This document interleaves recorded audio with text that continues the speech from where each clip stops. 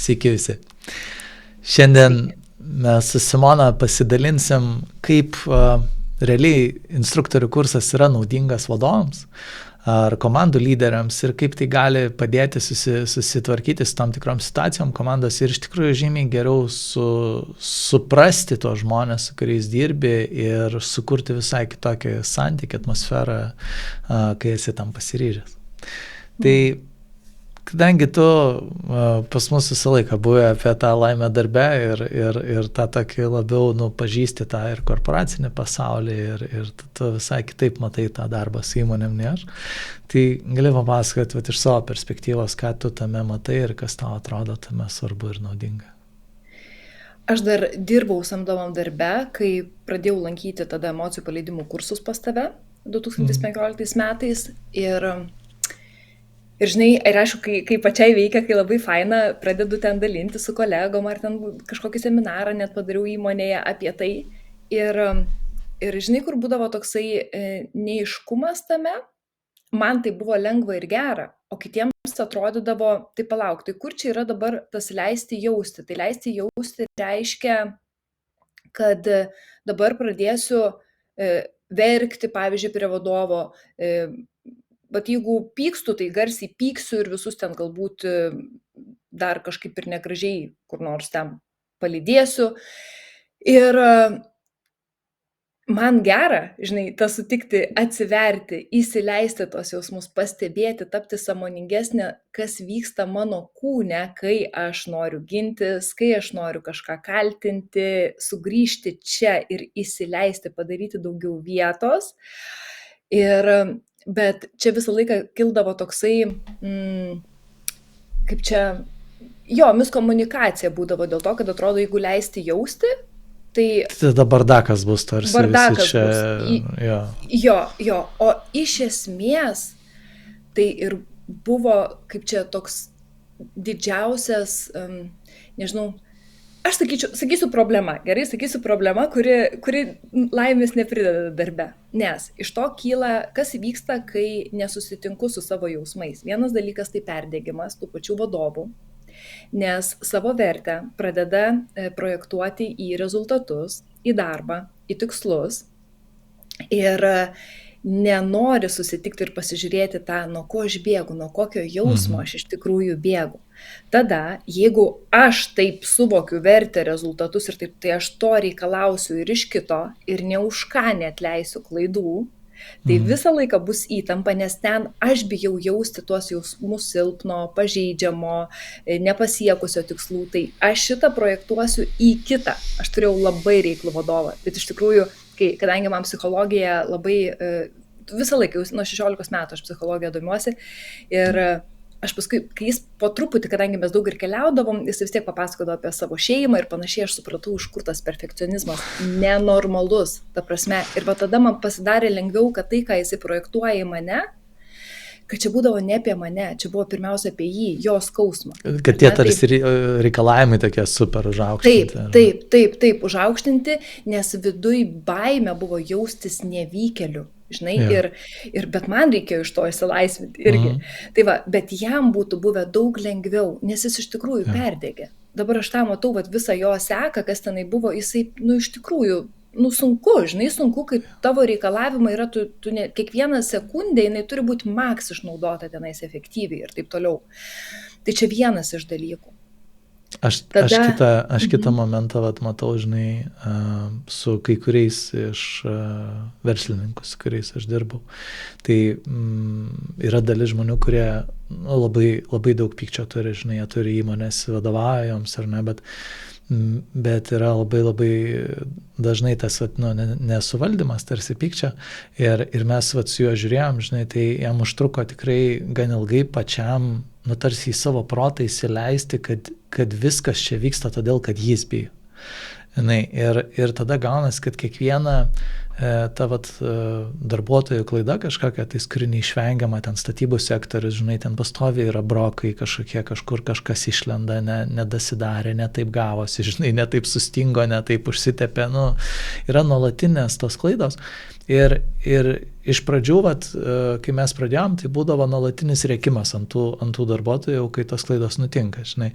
Paskui jis jau pats sako, maždaug progresas, ant darbuotojų neberėkiu, žinai, bet viduje vis tiek jam buvo labai daug dar to tokio, kad, ta prasme, asilai, kaip jie nesupranta, žinai, toks tiesiog pyksta, jau nebesprogsta išorė.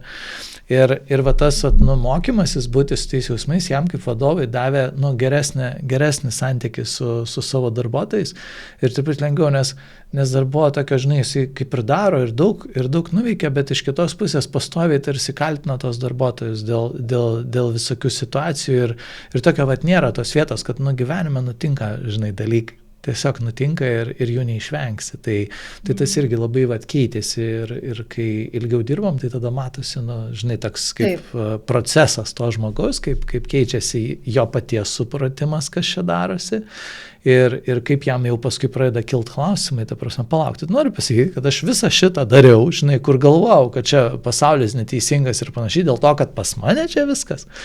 Ir tas toks, apsiverčia santykis, apsiverčia atsakomybės visas klausimas, labai daug dalykų, žinai, pasikeičia. Ir būsena pasikeičia daug lengviau, nes nebematai priešų vien tik tai aplinkui. Ir tai, ką tu dabar papasakai apie pyktį, kitą vadovę, kurią turėjau dabar savo irgi sesijose, ji atėjo šiaip iš viso tai, kad atrodo nekalta užklausa, tiesiog labai daug graudindavosi ir jautė daug kalties.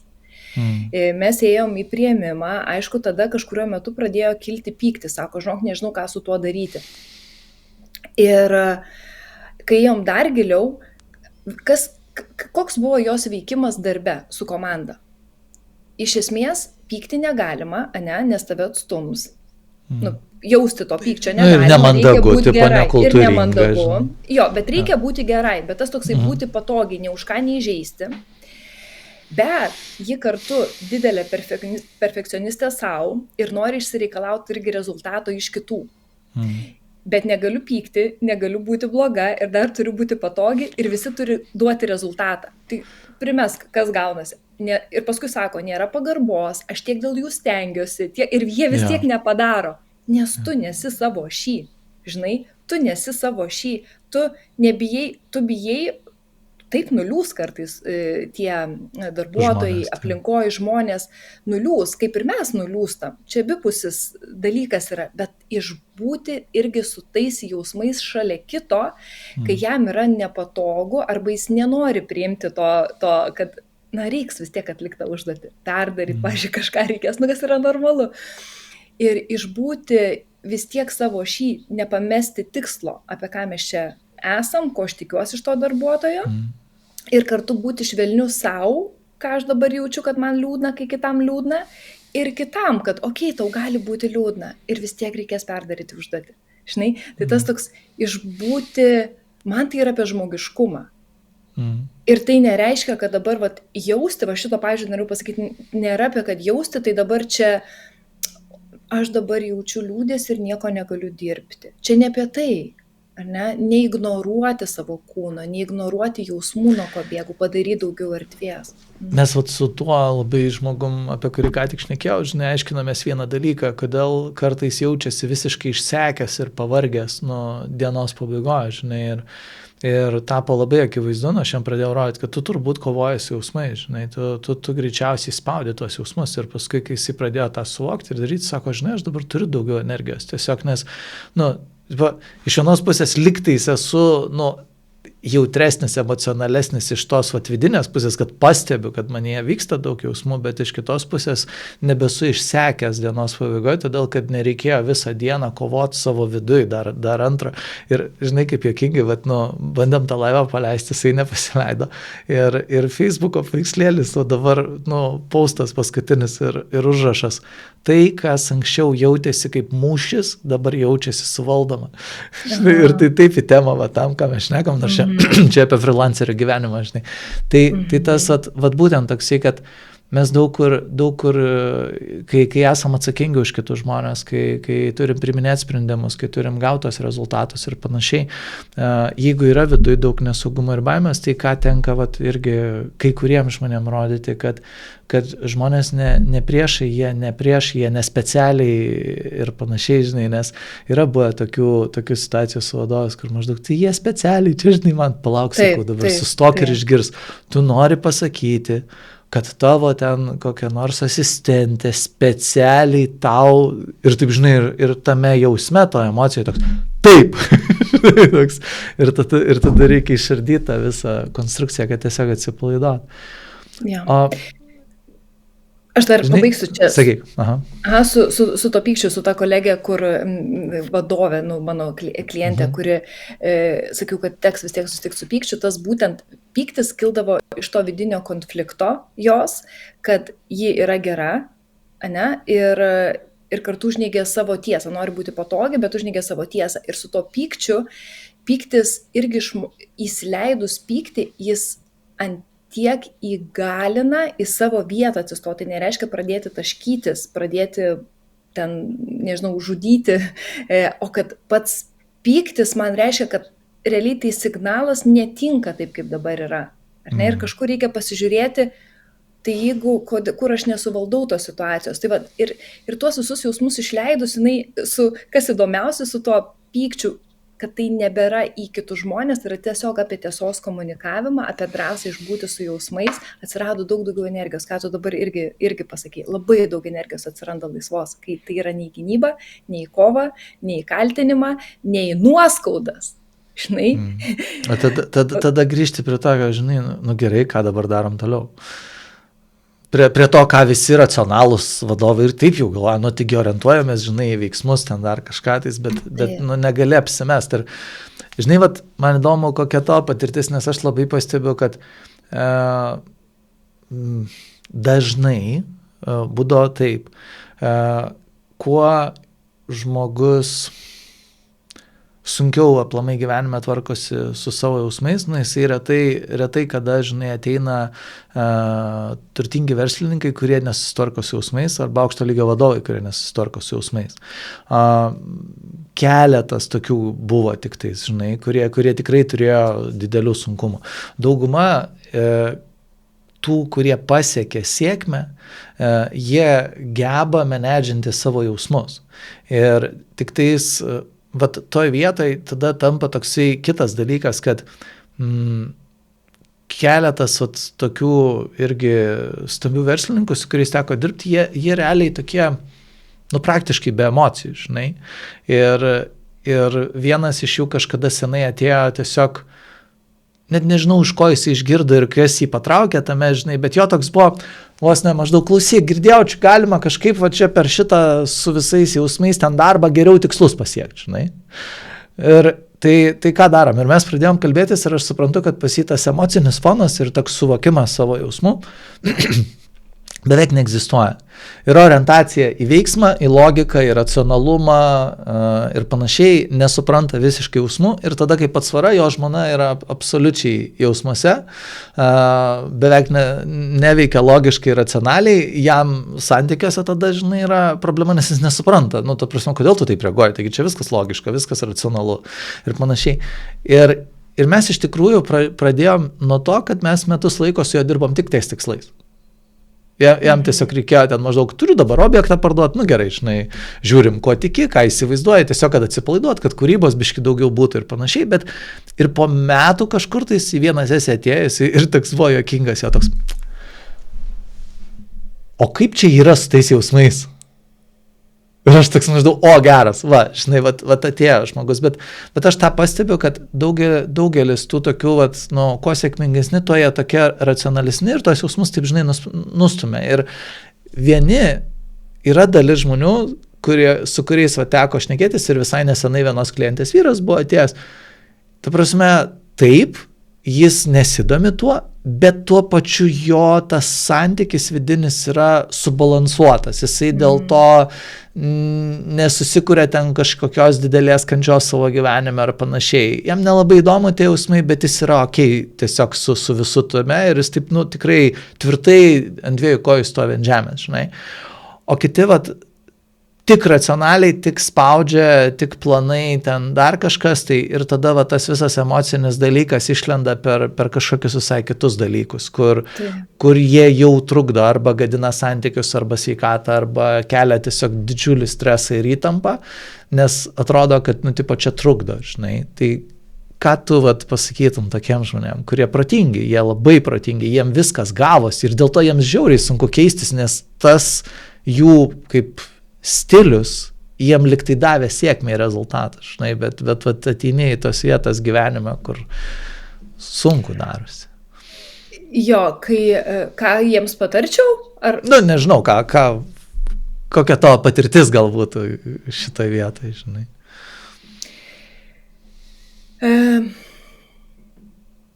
Žinai, jeigu, kaip čia, tas labai, ko mes mokome, grįžti į kūną. Ne? Kad prieš kalbant, prieš visą laiką tik sprendžiant savo mintis, viską, ką aš sugalvojau, pirmą pajausti, ir tu man dar sakydavai, aš atsimenu, kai po iškart po samdomo darbo atėjau kartu dirbti ir buvo pirmoji stovykla ir man atrodo, aš atsipalaidavus, žinai, ir aš viską čia, tą sąrašiukas, viską, ką kaip daryti, tai prie jį sakai, iškvėp. Žinai.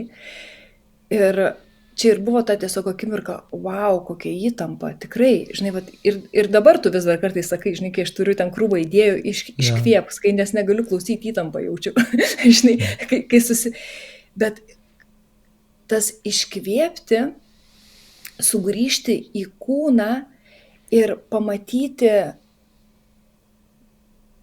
kiek, kaip čia, kad tas veikimas, visi nori būti laimingi, veikti iš laisvės, entuziazmo.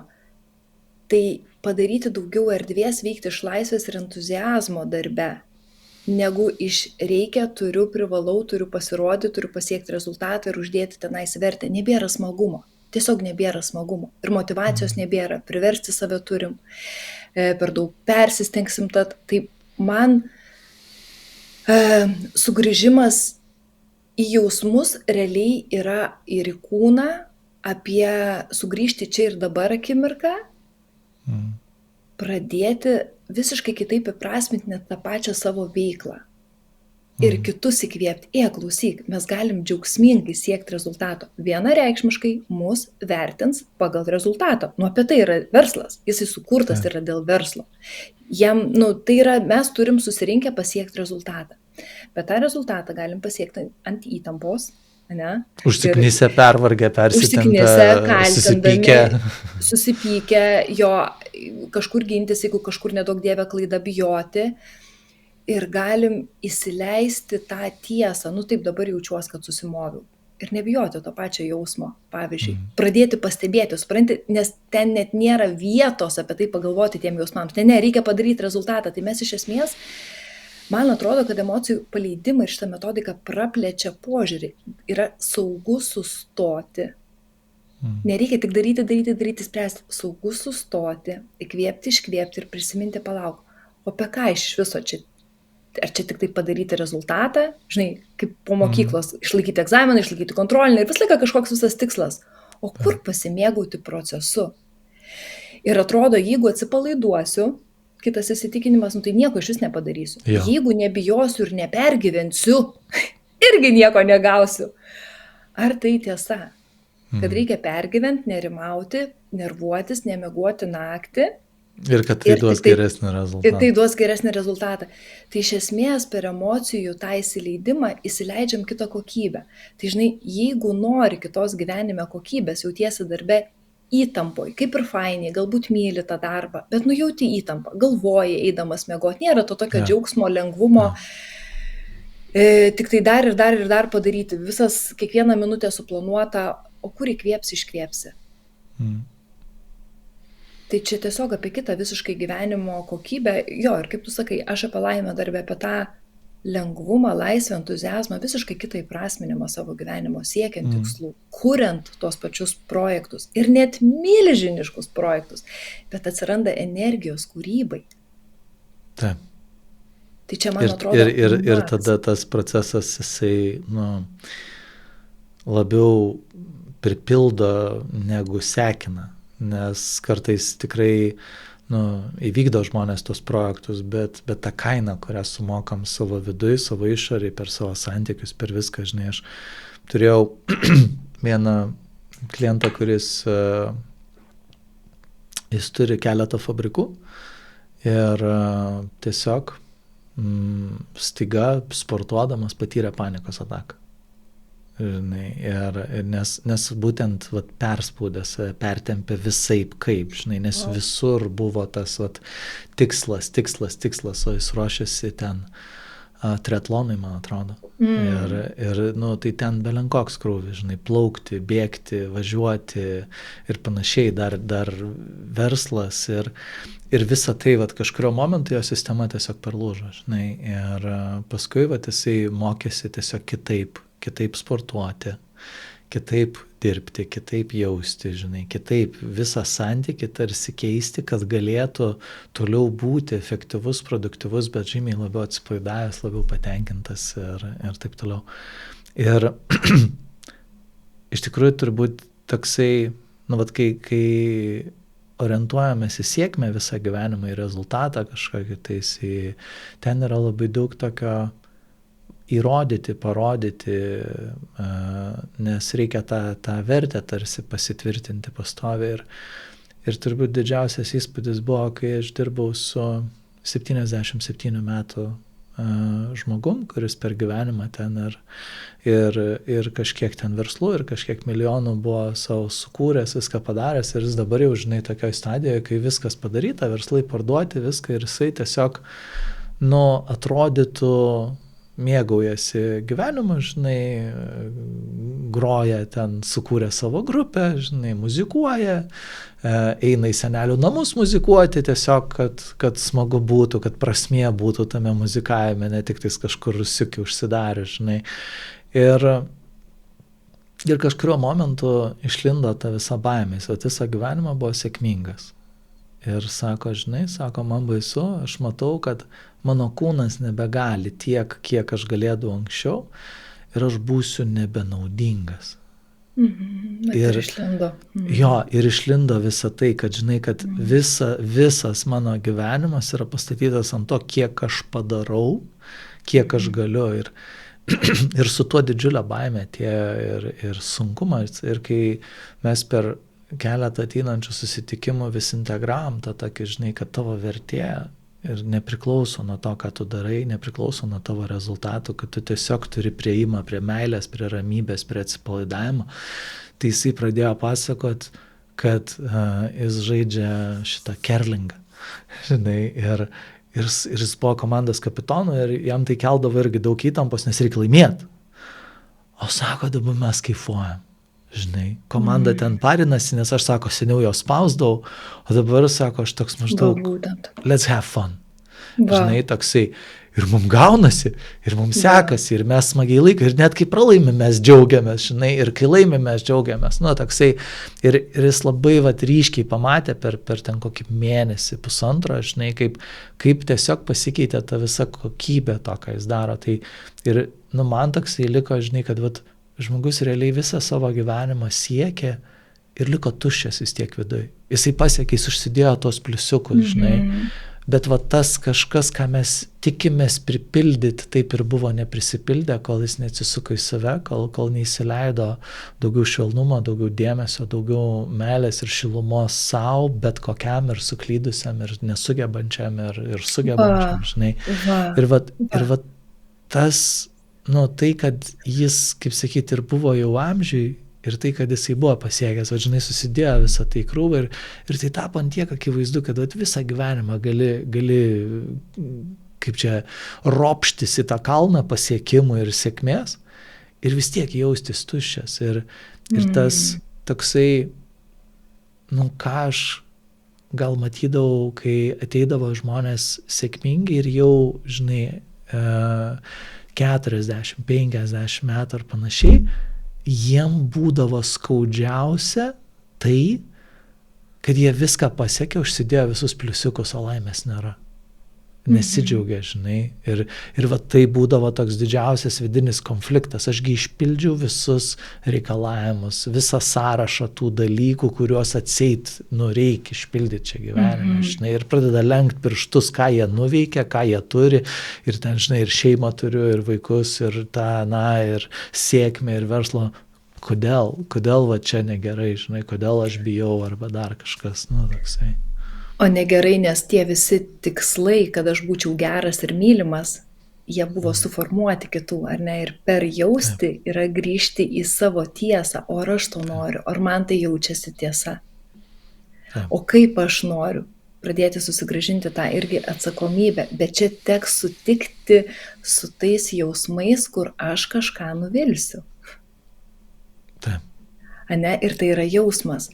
Ir galbūt gali skambėti kaip didžiausia irgi baimė, kad tai kaip aš čia dabar jausiuos visi tokį vadovą kviesti jaustis pažeidžiamų arba nevykėlių, ar ne? Ir vėl čia protas, ne, aš jau čia tikrai neįsiu. Bet apie ką mes iš tikrųjų kalbam, mokytis jausti iš naujo. Čia labai visur prie emocijų paleidimo mes šitą sakinį parašom, kad mokomės jausti iš naujo. Tai reiškia, sėdi čia dabar ant kėdės ir tiesiog įsileidi jausmą. Nei tu čia dabar stovi prieš to žmonės, nei čia realiai kažkur susimoviai. Tiesiog yra jausmas, mintis, kuri duoda jausmą, nuo kurio aš noriu bėgti ir nenoriu čia net sėdėti nė sekundės, noriu stotis ir pulti daryti, kad tik to jausmą nepatirčiau. Ir tada gyvenime taip ir atsiranda įtampa. Aš visą laiką nuo to jausmo bėgu, o mes kviečiam surizikuoti truputį, kad atsirastų nauja būsena ir laisvė tikroji ištinka, kai aš net nebebėgu nuo nevykėlio. Ane? O, geras. Nei to savęs būtent neatstumsiu, nei to neatstumsiu. Tai jeigu jau jokio neatstumsiu, tai let's have fun tada, žinai. Tik tai tada galiu ieškoti būdų, o kaip man patiktų, mokytis kažkaip naujai. Ir iš tikrųjų, žinai, kadangi mano, ir tas veiklos puslapis laimė darbe, kad būtent kviečiu žmonės tie, kur ir ateina ir nori keisti darbą, nori atrasti laimę, jaučiasi neprasmingi, bet įdomiausia, nuo ko visą laiką vis tiek prasideda sesijos, ne? Tai pirmiausia, susitiksime su jausmais, kurie, nes turi idėją, ką reikia pasiekti, kad būtum laimingas, kad būtum ypatingas, dar kažkas, ir darom visiškai priešingai, nueiti į, kaip čia, paleisti visas tas idėjas, tai reiškia sutikti būti ir nepasiekusių, ir neįpatingų, ir visą tai, ko norėčiau išvengti. Taip. Ir ta laimė ištinka, jinai pati susikuria visiškai iš to, kad gyvenimo tikslas nebėra pabėgti nuo kažko. Nes net daugelis net nesuvokia, nes nesigilino į tai, kad mano visa ta vidinė motyvacija buvo apie baimę iš tikrųjų. Ir kad tik nebūtų tas, kad tik nebūtų anas ir panašiai. Ir mes tai pavertėm tuo tokiu atseit varikliu ir dėl to labai baisu būna sustoti, labai baisu būna atsisakyti tos motyvacijos, nes atrodo, tai jeigu aš nepergyvensiu, nebijosiu, tai ką atrodys, kad man nerūpi, kad man zin, žinai. Ir labai juokinga, bet koks ten 80% žmonių prie šitą naudoja vieną ir tą pačią frazę, tai būsiu puchaistu. Toksai, žinai, ir tai atrodo kaip kažkoks siaubas, nes man nerūpėjo, sakau, o kas tada bus? Tai tipo, tu tiesiog nebijosi, nepergyvensi, tu nori toliau pergyventi, žinai, nenoriu. Bet taip yra sudėti tie įsitikinimai, kad viduje yra didžiulis prieštaravimas tam tikriam dalykam ir tam tikram atsipalaidavimui, nes atrodo, kad be jo nebus rezultatų, nebus dar kažko tais. Tai ką mes realiai kviečiam ir siūlom tiek vadovam, tiek kažkokiam komandos lyderiam ar aukšto lygio specialistam, tai nereiškia, kad jūs būtinai tapsit emocijų paleidimo instruktoriais ar vesit būtinai kažkam sesijas ir darysit terapiją, bet kad visos tos žinios ir tie įrankiai per savęs pažinimą leis pakeisti santykius įnešti į juos kitokį visai jausmą, kitokį bendravimą, daugiau atsipalaidavimo. Ir jeigu tai liečia jūsų komandą, tai ir ta komanda tada visai kitokią atmosferą sukurtoj komandai, kad būtų mažiau viskas pastatyta ant tos baimės, kuri mumise natūraliai yra. Ta prasme, net nereikia jums tų savo darbuotojų ir kolegų gąsdinti, jie jau bijo, nes taip mūsų visas sociumas užprogramuotas ir vienetai žmonių iš tikrųjų nebijo. Kiti yra, kurie nekreipia dėmesį į tas baimės, ten eina į priekį, kol jų neišmuša kažkokie gyvenimo aplinkybės ar ne, ir jie nesugriūna. Bet tiesiog, kad sukurti kitokią atmosferą, kuri būtų produktyvesnė, kuri būtų malonesnė ir kad žmonės norėtų būti, kad jiems būtų fainai, būti chebra, būti kartu ir daryti dalykus. Ir tas vis tiek įmanoma pradedant padarant vidinės erdvės daugiau. Tik tai. Išlaisvinant iš savo, nebijoti pačiam jo jausti tą ir paskui kuriam tą konkurencinę tokią aplinką, ar kur yra saugu būti visokiu ir saugu savęs vis tiek neatstumti ir nepametam tikslo, kad darysim geriausia, ką galim. Čia nėra apie dabar, kaip kartu sakai, nieko nebepasieksim, čia dabar visa komanda tik jausim, kokią nesąmonę, bet čia ne apie tai. Čia nebebėgti. Ir žinai, ir man visą laiką kliūdavo tas, net ir iki paleidimo man tas kliūdavo, yra tokia tarsi frazė, žinai, kad maždaug čia darbe ne vieta jausmams, bet tai nesutampa su gyvenimo tikrove, nes mes jaučiam jausmus, žinai, mes darbe ir bijom, ir pykstam, ir liūdim, ir džiaugiamės, ar ne? Tai tipo gaunasi, kai sako darbe ne vieta jausmams, tai džiaugtis dėl komandos pasiekimų galima, bet čia ne jausmas, ne? O liūdėti jau negalima, nes čia jausmas. Žinai, ir tas nesutapimas su realybė. Tiesiog mane visą laiką trigerindavo, ir aš matydavau, kad nesąmonė, taigi žmonės nenustoja jausti vien todėl, kad atėjo, žinai. Ir jeigu jų gyvenime vyksta dalykai, jie greičiausiai bus mažiau produktyvūs savo darbe. Ir aš atsimenu, mano vienas draugas, kuris yra verslo toks kaip mentorius, žinai, jisai kai suprato, kad jis nori tai daryti, jis jau turėjo ten 20 plus metų verslo patirties ir tada jo pirmi keli klientai, vienas iš jų turėjo įmonę ir nemažą įmonę ir viskas ten lygtais buvo ok, bet nebuvo pelno, buvo labai labai mažas pelnas. Ir jisai žiūrėjo, žinai, jis toks yra, jisai labai giliai įsigilina ir jisai šnekėjosi, gilinasi. Ir žinai, ką jis padarė, jis padėjo jam išsiskirti su žmona. Jie jau skyrėsi, bet niekaip tas teisinis procesas, popierių pildymo ir panašiai buvo vilkinamas, atidėliojimas ir jisai suprato, kad kol šitas neišsispręs, tikėtis iš jo, kad jis bus gerų vadovų ir bus present, ta prasme, kad jis bus su dėmesiu ir su entuziazmu savo versle, yra beviltiška. Ir jis tiesiog užsiėmė grinai kaip verslo mentorius, jisai paėmė, surado ten advokatus, teisininkus, padėjo, visą skyrybą sutvarkė, per kelis mėnesius susitvarkė tas procesas, verslo reikalai visi suklestėjo. Tai tiesiog, mes kartais taip, žinai, kažkaip į tokią dėžutę bandom įsisprausti, kad čia visas kitas gyvenimas neįtakoja mūsų darbe, dar ir kaip įtakoja. Ir jeigu mes tai pripažįstam kartais, ir suvokiam ir dar žinom, kaip prie to prieiti, tai mes žymiai efektyvesnius ir geresnius sprendimus galim surasti, suprasti ir padaryti tuos veiksmus, kurie iš tikrųjų galų gale ateis ir atneš rezultatą, nors pats veiksmas lygtais nėra apie rezultato siekimą. Tai šitą istoriją tokia buvo visiškai žinai, nes jie tada ten jų stipriai pelnas išaugo viskas apyvartos ir jie pradėjo klestėti ir augti, nes tiesiog pagrindiniam vadovui nuo galvos nusiėmė emocinis skausmas, kurį jisai bandė ignoruoti, nes nežinojo, ką daryti su to.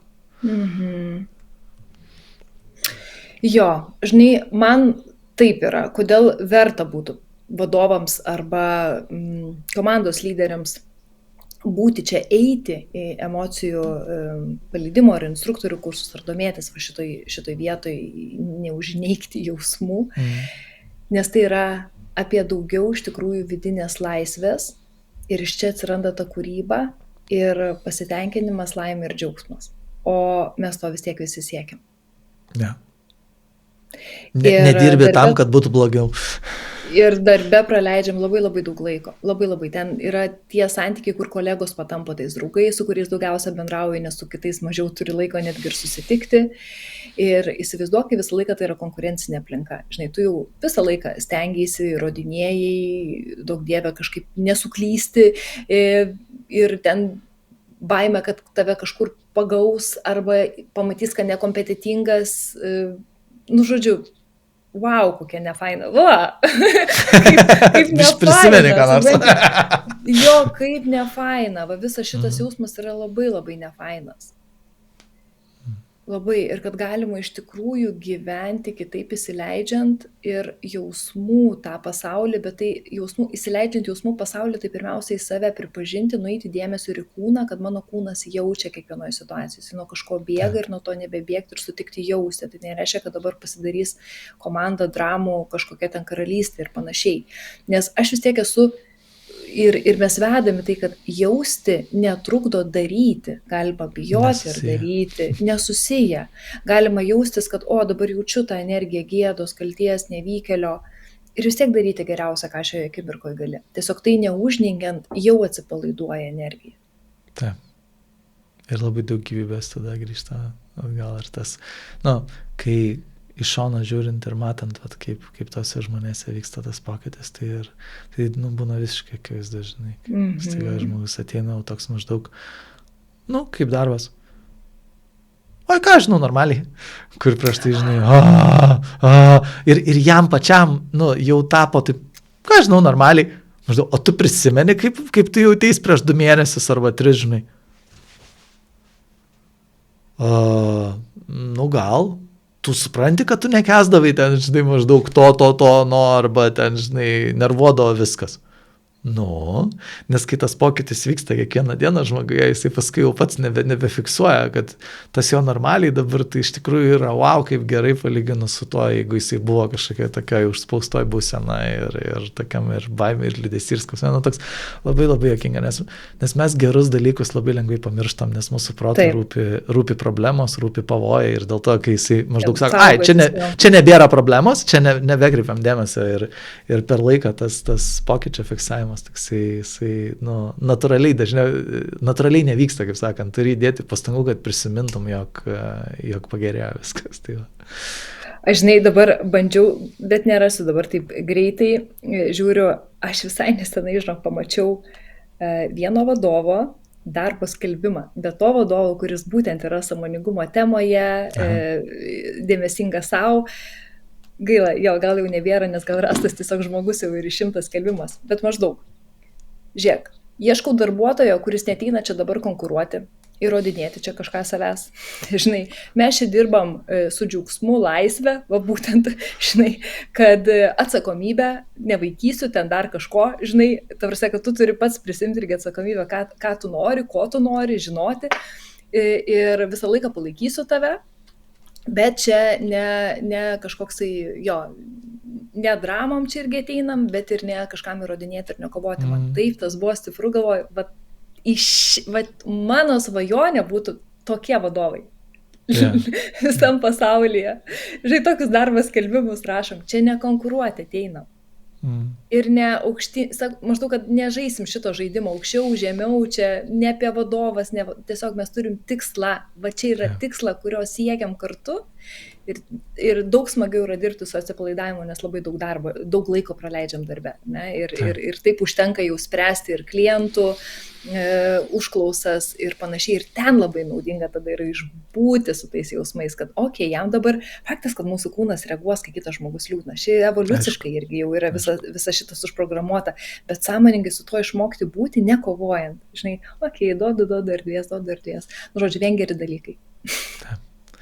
Tai mes manom, kad tai yra be galo naudinga ir jums, ir jeigu tai rezonuoja, jeigu tai jūs kviečia, tai siūlom prisijungti nuo sausio 15 dienos prie naujo instruktorių kurso, tai jau bus 5 mūsų instruktorių laida ir įnešti savo gyvenimą kažką naujo ir išmokti jausti kitaip ir atsiverti ir patirti naujas būsenas, kurios dabar yra paslėptas už kažkokių jausmų, kurie yra užspausti. daugiau laisvės, daugiau džiaugsmo, o ką kiekvienas patirsit, nieks nežino, bet labai įdomu. Tai ačiū visiems, kas žiūrėt ir iki susitikimo. Nuorodą rasit šalia šitą video. Ačiū ir iki.